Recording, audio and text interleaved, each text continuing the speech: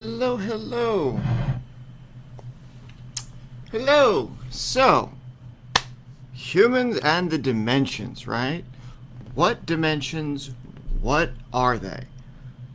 All the different aspects of the different ways you can think about yourself. The higher self, the lower self, the future self, the past self, who you were when you were a kid and you were starting out your meditations, being guided by a version of yourself that actually wants to reach back into the past and help you, right? These are the kinds of things that you can do all throughout your period of development as you create your path of practice.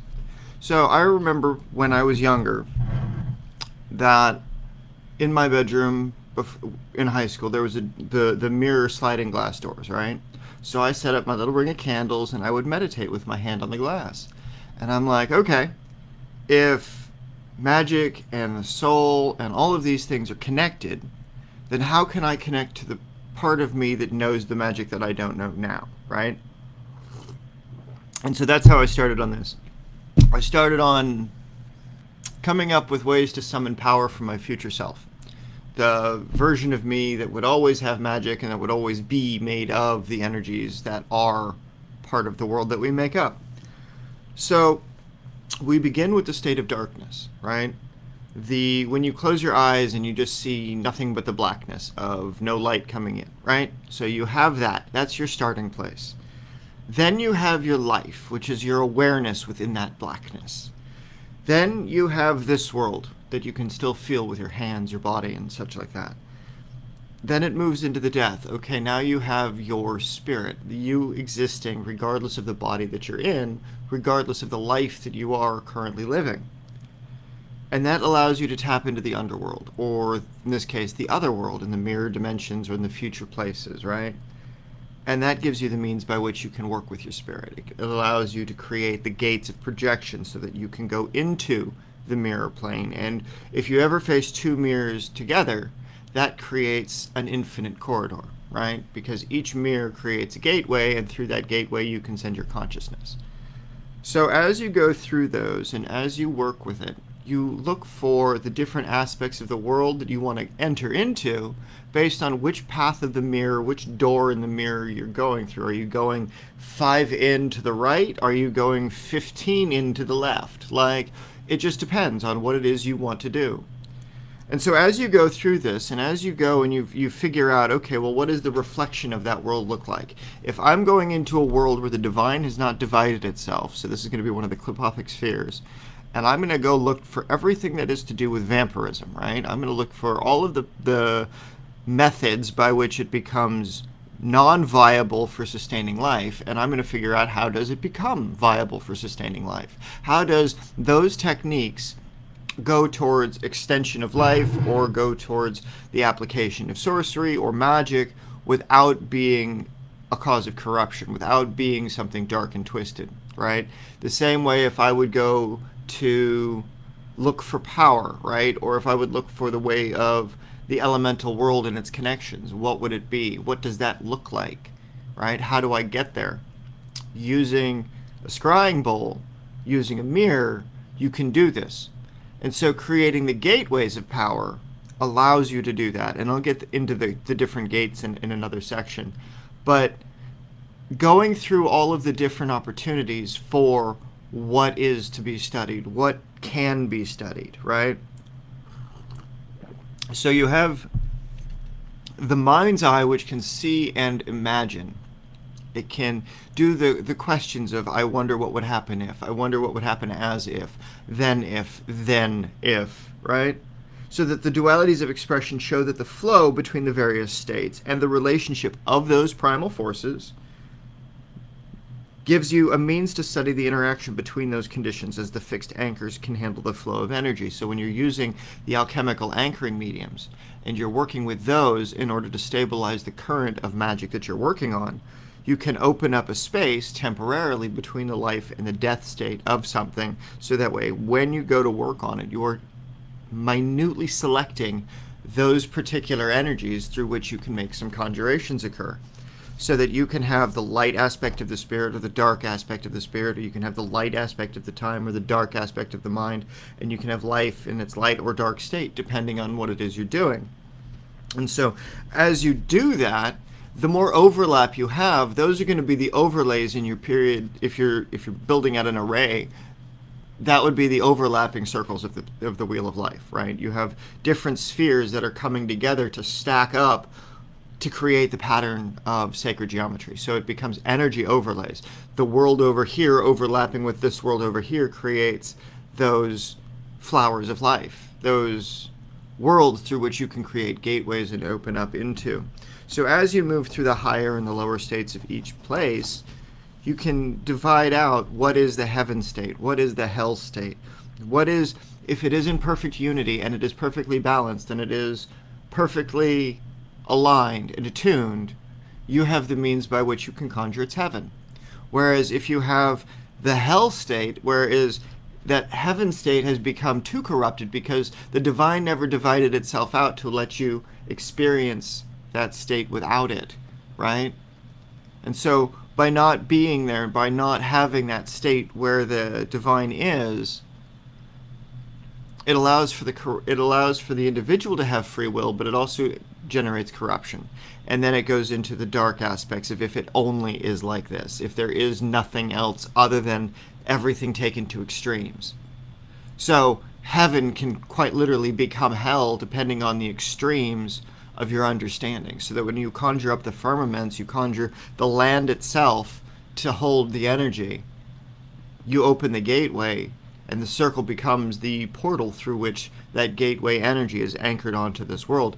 This is why when you're using like sacred dirts and things like that, if you mix them into the powder and the array for your circles or your boundary spheres and things like that, what you can do is for the location on which your spell occurs, taps into the genus Loki, the animated consciousness of the land and all the things on that land, like the great spirit for the local region, right?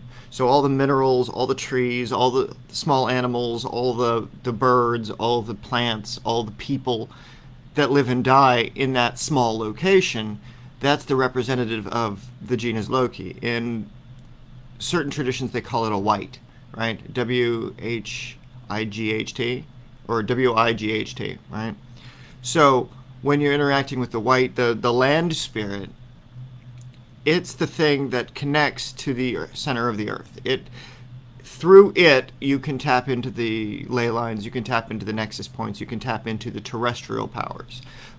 But when you start adding in different kinds of dirt into creating your holy spaces, to creating those barriers between this plane and the other world, then what you're able to do is you're able to change the land. So when you make a conjuration of Aretz, the dry earth of one of the hells, the land for your space inside your barrier candles becomes Azaretz.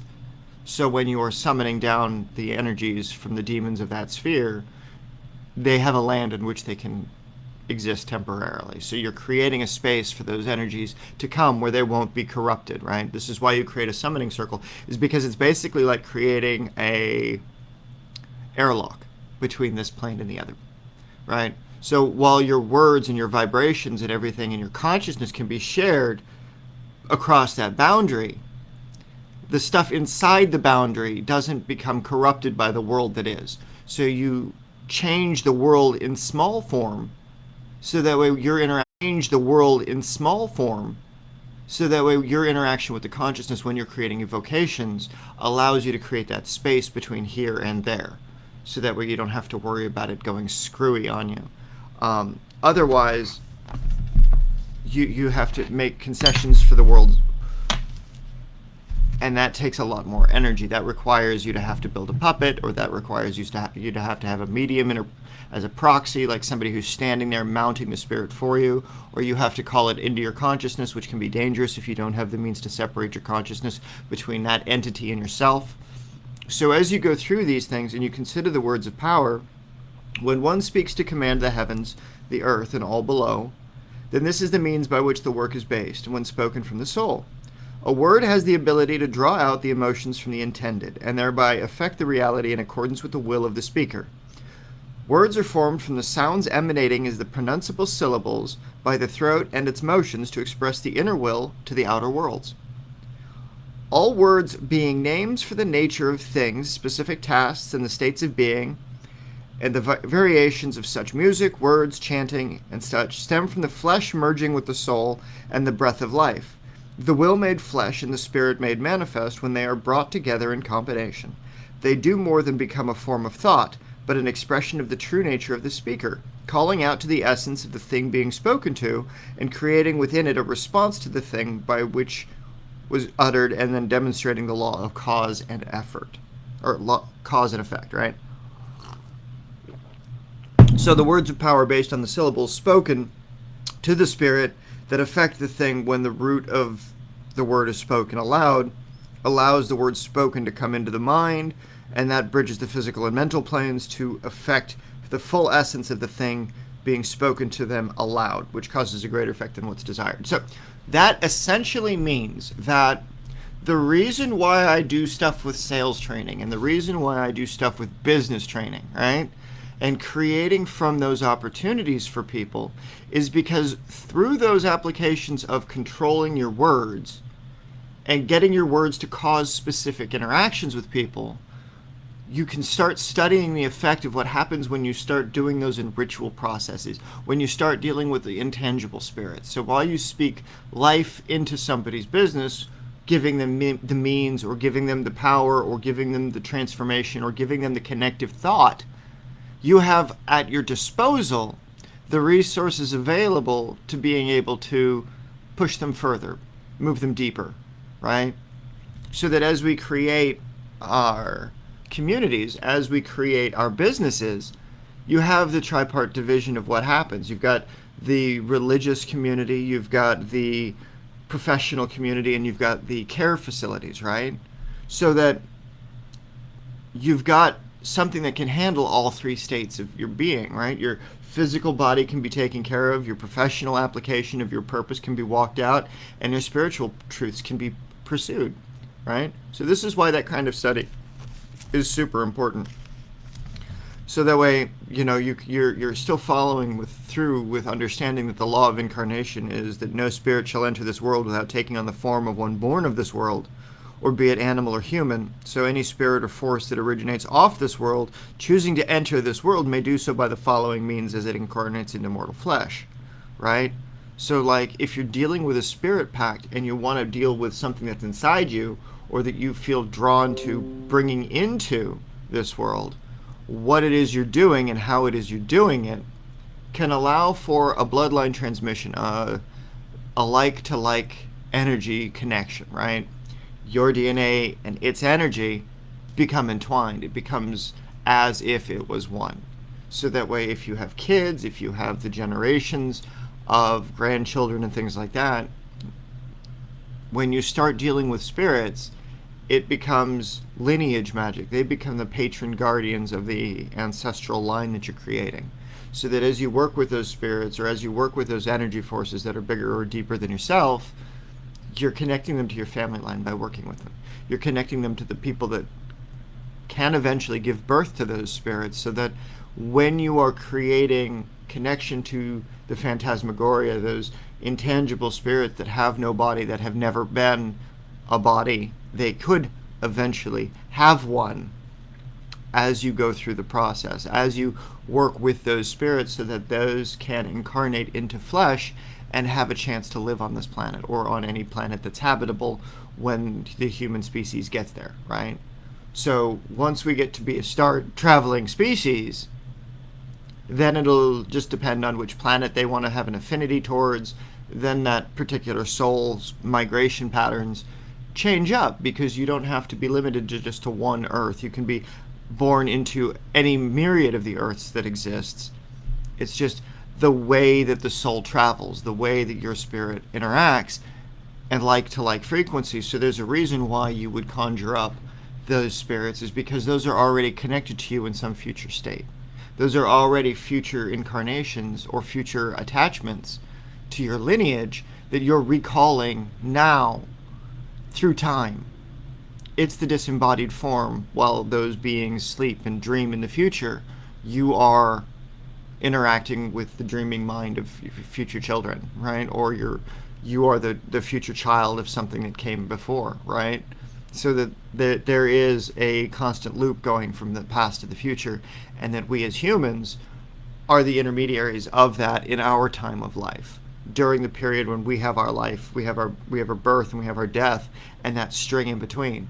So that as we are working with these kinds of energies, as we're working with these kinds of thoughts and making the summons of these sorts of energies, we know that we are connected to them, and we have to figure out, okay, what does this connection mean? What is our place within that connection of the discussion that's happening? How am I connected to that patron? How am I service of that spirit? And through that means of attachment, how do I ensure that through my actions that the spirit that walks with me, or that the spirits that I'm working with, have the best future ahead of them? That means doing the thing that requires this world to change, and change for the better, so that when they come into flesh, or when they are incarnated, or when they are expressed as the living bodies, they are not in a world of destruction. They are not in a world of darkness, but a world of light. They're not in a world of corruption, but in a world of peace. So it's going through these different stages, going through these different steps, that when you're conjuring up these kinds of spirits, you know exactly what you're doing, because everything else falls under congruency. So that you're teaching your business models are the same as your emotional models, as you're the same as your spiritual models, as you're the same as your all of the different congruencies, right? They all overlap, and through that overlapping, you create the gate of the way. And so as you prepare your spells in a higher order of things, the creation of the gate of the way allows you to open up your consciousness to the line of time when you were first created to the when you were end created, when there is nothing left in creation other than your will in those dimensional states, right? Because again, we're taking presuppositions. The presupposition is that we're attached to unity, that we are attached to the created aspect of the world, and as such, we are in our time of life an emanation of the divine. And so, by that understanding, we have a finite period of interaction with the world in order to be able to change it and produce within it the effect of the divine as it expresses itself through us. And the more impact that we have on people's lives, the better we can make it, the more pure that we can produce for people, the better off we're going to be when it comes to the application of whatever it is our thing is to do. So as we create words of power, as we speak spells of power, as we do professional business, as we do sales training, as we do sales technique, as we do customer service, as we do all of the things that I'm talking about, right?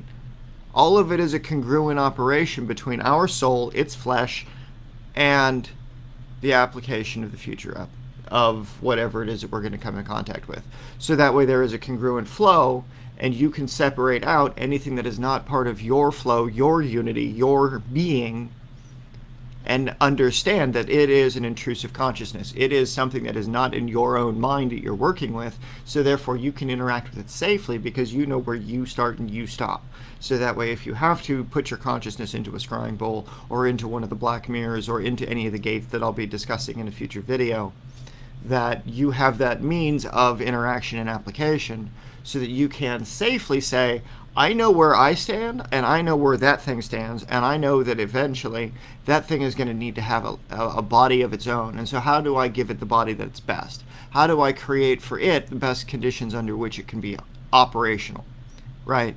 Because if you figure that it's all programming of the universe and of the celestial spheres, everything exists for a reason, and every interaction exists for a reason. And the fact that we seek out spellcraft as a means by which to augment that relationship, to pull those curtains back and see what's behind the fuzzy edges of reality, in order to engender that we are creators and we can create accordingly, right? It's our intent to create. Our intent to create for others and serve others. And so we start with magic. We start with the intangible energies, and then we work backwards into the tangible energies with business. How does my business serve? Is it the same kind of thing that my magic serves? Is it the same power that flows through? So as we connect to the divine, what we do and how we do it allows for us to engender that transformation that we seek in others. So, questions, right? some of these things are very esoteric, meaning that they're not for everybody to understand. And that's okay. It doesn't require everybody to understand. It requires those who are interacting with the spirits and making interactions with them on purpose, that they can themselves serve the community. They can themselves serve the intangible communities, so that the living and the dead can all have a path of function. The dead can rest, their spirit comes back. As soon as the body dies, there is a new body that spirit incarnates into, because energy can't be created or destroyed. It can just shift form. So what is the form that it shifts into? When your life is lived, your candle goes out, a new candle is lit, and your spirit transfers into that, right? It's the way that it goes. That's just how it is. It might not be human life. It could be animal life. It could be a fish. It could be a bird. It could be a bear. It could be a trout in a stream somewhere, and you end up on somebody's dinner table, because that's the path that your spirit walked. You went into the fishes. You went into the foxes. You went into the earth, right? And by doing that, and by going through and living your life in those different states, you can fill in the gaps that your spirit didn't have in this life.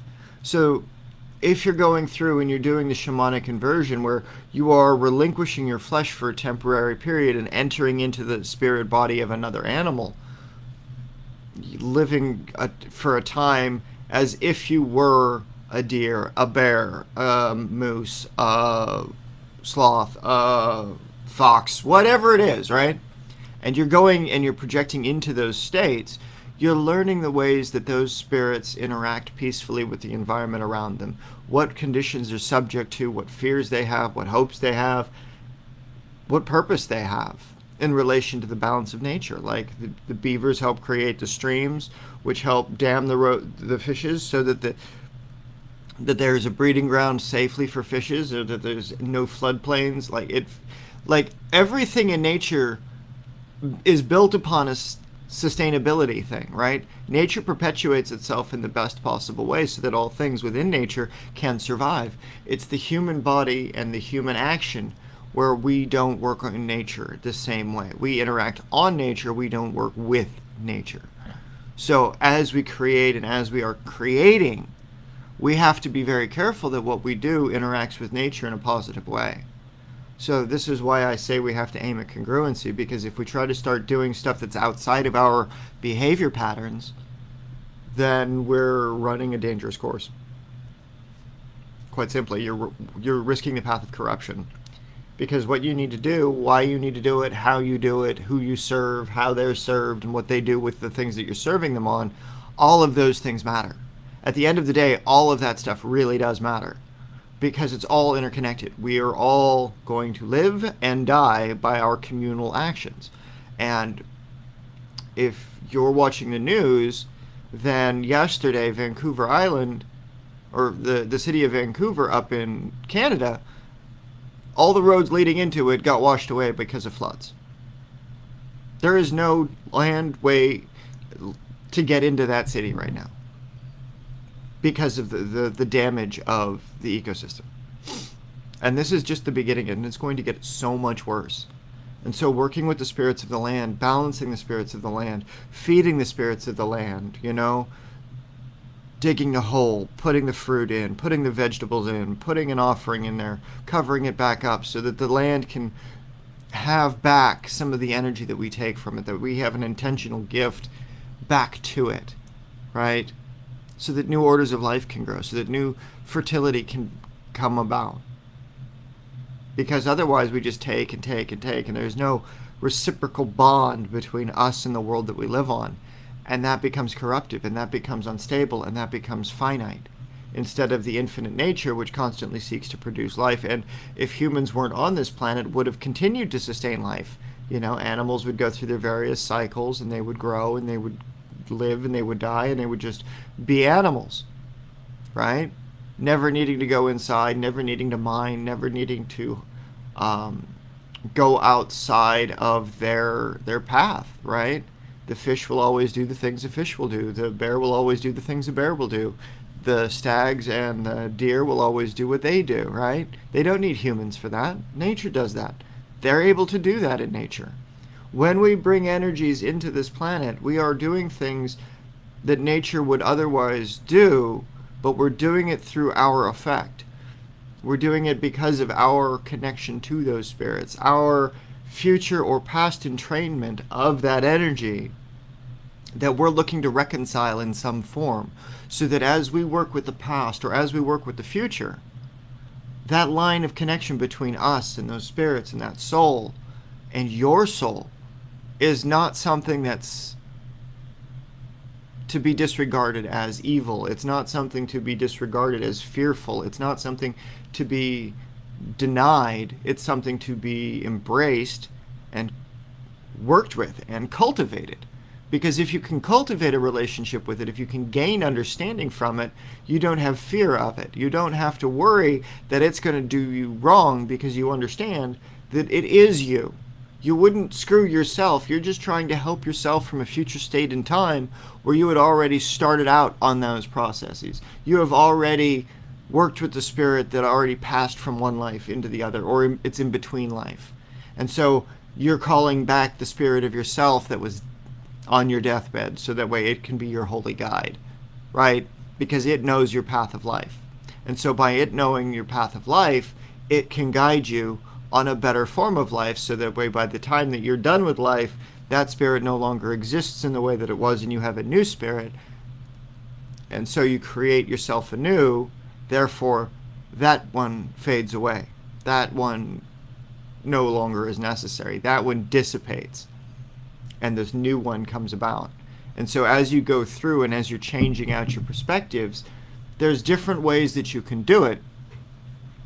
And for that, I'll do a much shorter video on the conjuration of the 72, which basically allows you to divide yourself out by the 72-fold names of God and recall and recapitulate all 72 forms of your personality back into unity, so that way you exist as the same energy as the singularity. You conjure specifically the 72 states in one state. So instead of having to use like the Goetic book of separation, right? You've got all the different jinn, all the different demons of whatever you want to call it, right?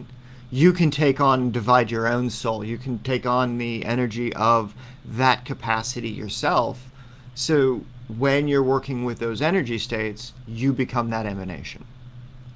And so this allows you to do that. So that'll be in another video, so stay tuned. Anyway, thank you for watching, and I hope that this is food for thought when you're cultivating the relationship between you and the spirits, between you and the pathway between the dimensional states, because it's all connected to who you are and what it is you are doing. So when you start opening up the gates and you start cultivating the relationship of those gates, you're opening up the dimensional possibilities of what is, what could be, and what should be, versus what is and what will not be, right? It's all based on your decisions when you start interacting with those greater questions, when you start thinking about the higher applications of dimensional overlay into your actions. Is I'm going to conjure up this intangible spirit and apply it to my life over here, so that way that my life's trajectory goes in a different direction away from that spirit towards something else. So that way there is a path of flow, there is a reason why you have invited that energy into your life and created a dimensional shift, so that allows you to basically jump dimensional lines, so you're no longer on this trajectory of fate, you're on this one over here. And so that way your entrainment, your spirits, your developmental process creates something in others, or creates something in your life, or creates something in your future life, and all of these things.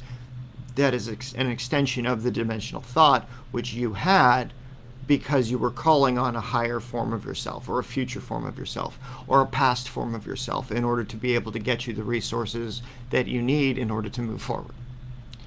Okay? Hopefully that's not too terribly confusing for you. Have a wonderful afternoon, and I will chat with you all later, my friend.